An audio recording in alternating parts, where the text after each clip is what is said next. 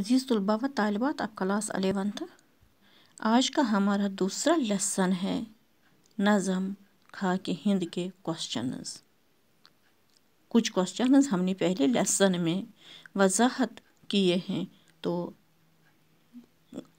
इनके बाद वाले क्वेश्चंस हम इस लेसन में वजाहत करने जा रहे हैं। क्वेश्चन नंबर 3 हम इस लेसन में वजाहत देंगे। क्वेश्चन नंबर 3 है, चकबस्त की हयात और शायरी पर नोट लिखिए।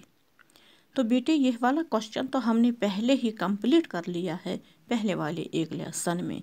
इनकी हयात और इनकी शायरी या अदबी खिदमात हम कह सकते हैं, या शायराना खसूसियात, ये तो हमने पहले ही 2 लेसन्स में वजाहत दिया है ये वाला क्वेश्चन। अब इसके बाद है चौथा वाला क्वेश्चन, नज़म के तीसरे बंद में है। नज़म के तीसरे बंद में माबद कहन, अंजुमन और चमन किसके लिए इस्तेमाल हुए हैं? तो इसका आंसर यूँ है, नज़म के तीसरे बंद में माबद कहन, अंजुमन और चमन वतन के लिए इस्तेमाल हुए हैं। शायर ने ये सभी अल्फाज अपने प्यारे वतन के लिए इस्तेमाल किए हैं। जी हाँ बेटे, इसके बाद है एक और क्वेश्चन नंबर 5, खाकी हिंद के चौथे बंद में गौतम, सरमंद, अकबर और राना के नाम आए हैं। मुख्तलिफ शख्सियतों के नाम आए हैं। अपने दोस्तों के साथ इन शख्सियत के बारे में बात कीजिए और अपने उस्ताद से भी जानकारी हासिल करके इनके बारे में 3 जुमले लिखिए। आपको मालूम ही होगा इन शख्सियत के मुतालिक खुद भी, तो हम भी यहाँ पे थोड़ा बहुत वजाहत देंगे इन शख्सियत के मुतालिक। 3 जुमले हमें बनाने हैं हर एक शख्सियत के मुतालिक। पहली वाली शख्सियत गौतम है। गौतम तो आप खूब जानते हैं गौतम बुद्ध को। गौतम बुद्ध मजहब के बानी थे। गौतम बुद्ध मजहब के बानी थे और उन्होंने दाग बेल डाली इसी बुद्ध मत की दाग बेल डाली है गौतम बुद्ध ने। यह एक शहजादा थे और मन का ज्ञान हासिल करने के लिए वो जंगल भटके। मन का ज्ञान हासिल करने के लिए गौतम बुद्ध जंगल भटके। आखिर एक दरख्त के नीचे, बरगद के दरख्त के नीचे बैठकर उन्होंने बहुत दिनों तक इबादत करने के बाद ज्ञान हासिल हुआ। ज्ञान हासिल किया उन्होंने इस बरगद के दरख्त के नीचे। इसलिए बुद्ध मजहब के लिए यह बरगद का दरख्त अजीम दरख्त माना जाता है। तो ये था गौतम बुद्ध। इसके मुतालिक फ़िलहाल 2-3 जुमले मैंने कंप्लीट कर लिए। तो इसके बाद है सरमद।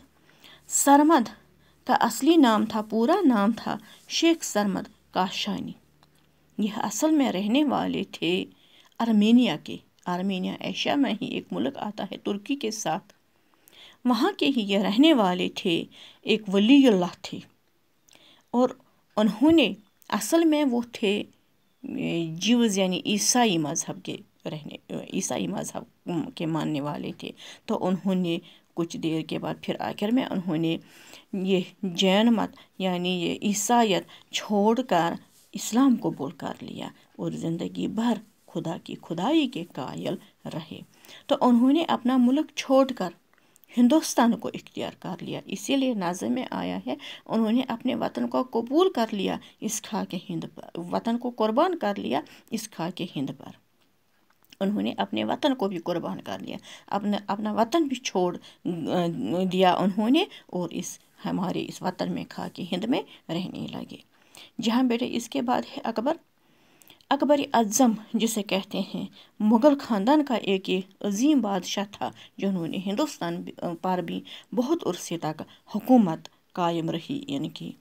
तो उन्हें इसलिए अकबर अज़म कहा जाता है कि इनकी हुकूमत बहुत वसी थी, बहुत दूर दूर तक इनकी हुकूमत कायम थी इस हिंदुस्तान में।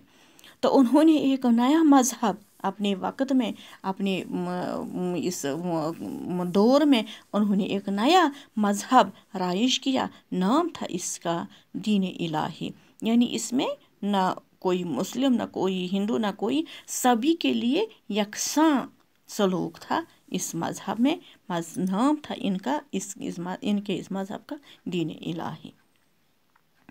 तो इसी तरह एक और शख्सियत है राणा। राणा प्रताप एक बहादुर राजपूत थे। राणा प्रताप एक बहादुर राजपूत थे। तो उन्होंने अपने वतन के लिए लड़ते लड़ते अपनी जान भी कुर्बान कर दी। उन्होंने अपने वतन के लिए लड़ते लड़ते अपनी जान भी कुर्बान कर दी, और इनकी इस अजीम कुर्बानी को आज भी याद किया जाता है।